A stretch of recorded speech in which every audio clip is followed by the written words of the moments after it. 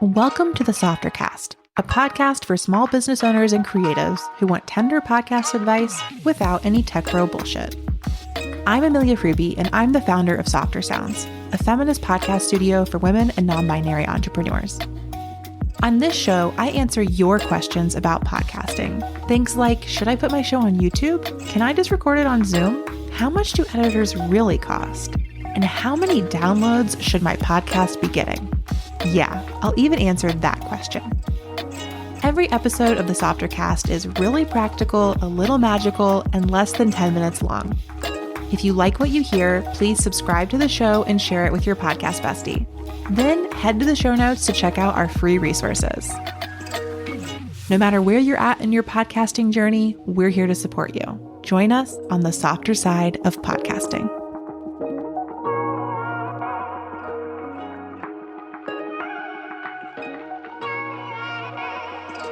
Hello, and welcome to the Softercast.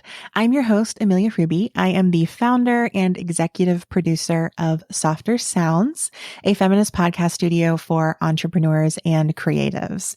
And here on this show, I share tender and technical support that small business owners need to start their own shows.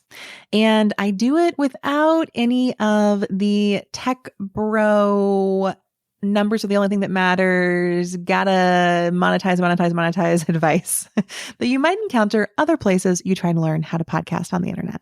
There's nothing wrong with that. If that's your vibe, there's lots of resources for that. But if you, like me, want to create heart-centered, mission-driven shows with a different or non-traditional value system, you have found the right podcast for you.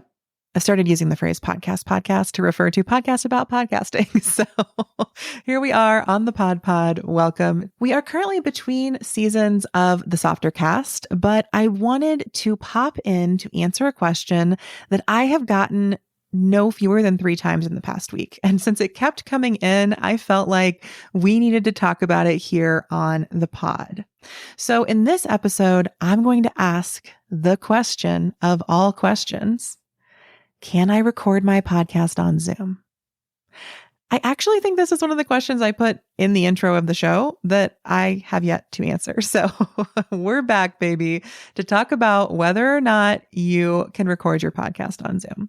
Now, the first thing I want to say is you absolutely can record your podcast on Zoom. It is possible. So I think the question is more about, should I record my podcast on Zoom? And the answer, as always in these episodes, is, well, yes and no.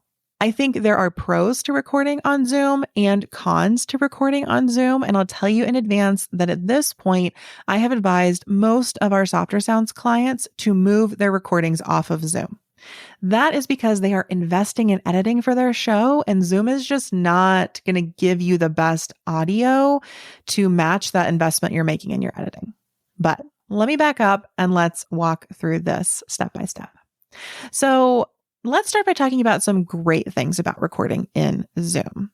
One is that it's easy to use. At this point in 2023, coming through the pandemic, most people have been on Zoom at some point. I'm pretty sure even my 85-year-old grandmother has been on Zoom. At least once. We've figured it out. So I think that a real pro of Zoom is that it's easy to use and that most people have used it. And that means you're not going to need to provide a lot of tech support to guests if you have guests on the show, or for yourself if you're trying to figure out how to record solo. I also think another benefit of Zoom is that you don't need the strongest internet connection to connect over Zoom. So you can use it even if you kind of have so-so internet, you can probably get a Zoom call to work, which is not going to be true for some of the alternates that I recommend. So pros of Zoom, it's easy to use, it's pretty common at this point, and you don't have to have the best internet in the world to make it work. What are some cons of using Zoom to record your podcast? Well, one con is definitely just that Zoom compresses the audio as it records. And so often with a Zoom recording, you can get a sort of underwater sound or hollow sound or echoey sound to the voice. Zoom is not going to give you the highest quality vocal recording in almost any setting. And so that is definitely a con of using Zoom to record your podcast, where we really want your voice to shine. Like, it's just going to make it sound a little off. Zoom also only records what I would call like mediocre video. Like, the videos on Zoom tend to be pretty flat. They don't have a nice range of color. They're not the highest pixels or whatever it is that's in video. Things you record on Zoom are just going to have so-so audio and so-so video. So if you want things to look and sound great, I don't know that Zoom is the right platform for you. And finally, another issue with Zoom is that it's set up to record single track audio, which means that it's going to record the voices on the same track. And when you're recording over Zoom, where you're doing a remote recording and you're in different places, it's actually can be challenging. So like, if one of you has really bad background noise and you're on the same track, then it's going to put that background noise through everything that's said by both people. Whereas what we want from an audio standpoint, if we're doing a remote recording with multiple voices, we want there to be multiple tracks. We want each voice on its own track. And so with Zoom, the standard default setting is single track, but you can actually turn on multiple audio files. I will link in the show notes how to do that so that you get multiple tracks for each speaker. And as an editor, that is what I want, because if I'm interviewing Lady Jane and she has an air conditioning running through the whole time, what I want to be able to do is do some noise reduction to remove the air conditioning. I want to be able to silence her track while I'm talking so that my voice can still sound as resonant as I like it to. And I have a lot more flexibility if I have two tracks. If I've only got a single track, there's not a whole lot I can do. So that's a con of Zoom.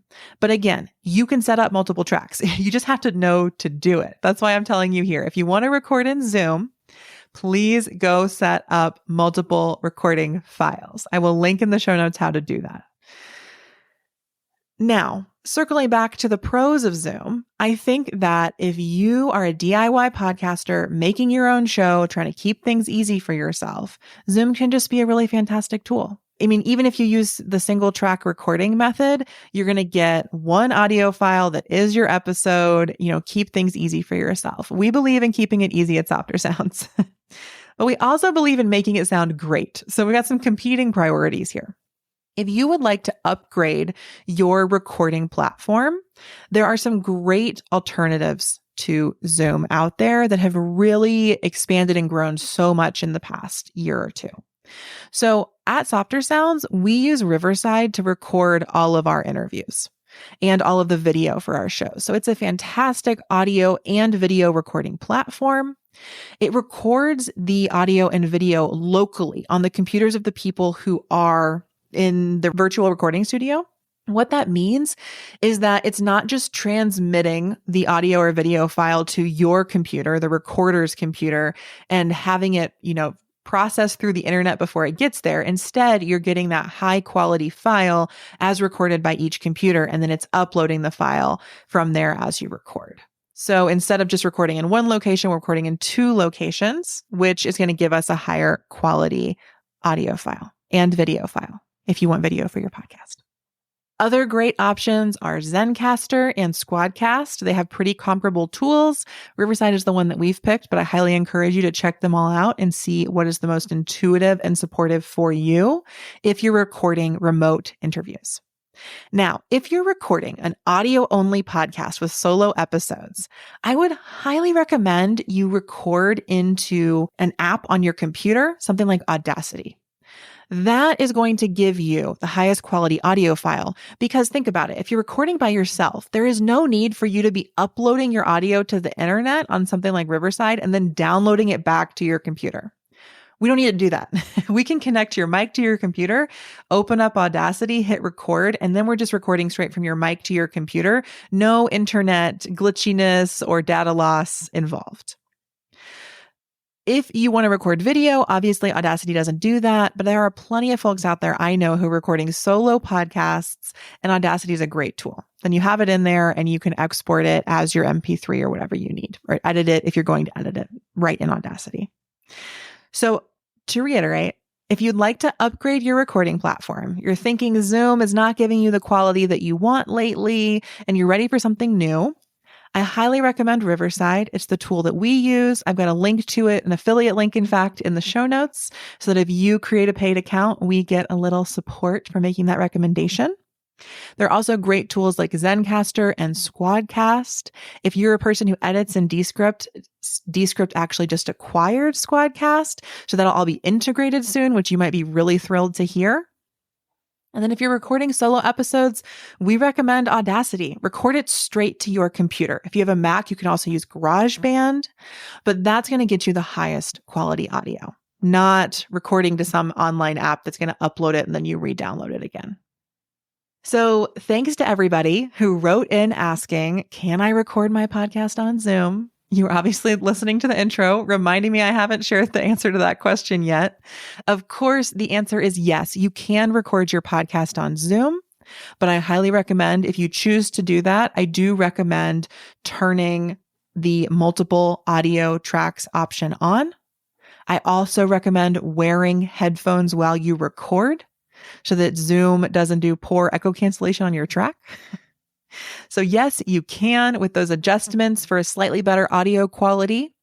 And if you want to really upgrade the quality of your audio in your recording platform, then I recommend moving to a tool like Riverside, Zencastr, or Squadcast, or taking it offline and just onto your computer with a recording platform like Audacity or GarageBand.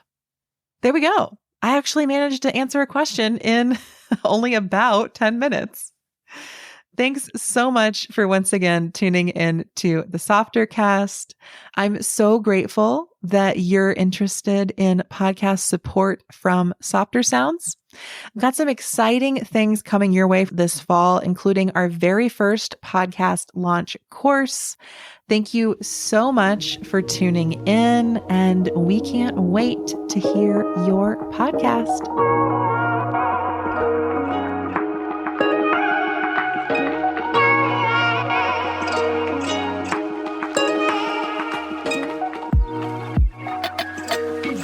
Thanks so much for listening to the Softercast.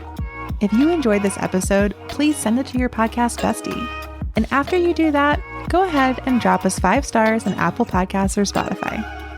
If you'd like to submit a question, head to speakpipe.com/softercast to record a message or email us at hi@softersounds.studio. And last but not least, we made some awesome free things for you. Head to the show notes to download our free podcast launch toolkit or our 3-step podcast audit. No matter where you're at in your podcasting journey, we're here to support you. Thanks again for tuning in and joining us on the softer side of podcasting.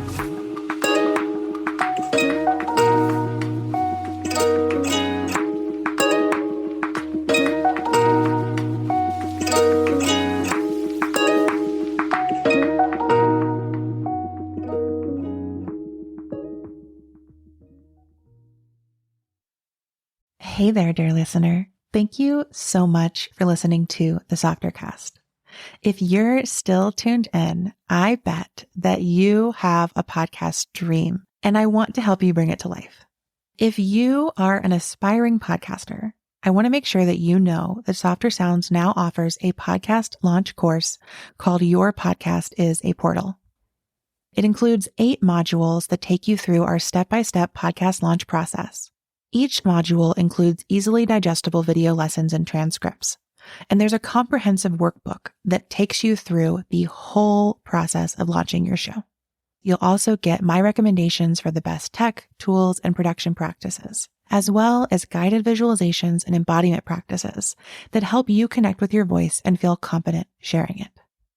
If you'd like to launch your podcast with us, you can find more information about Your Podcast is a Portal at the link in the show notes.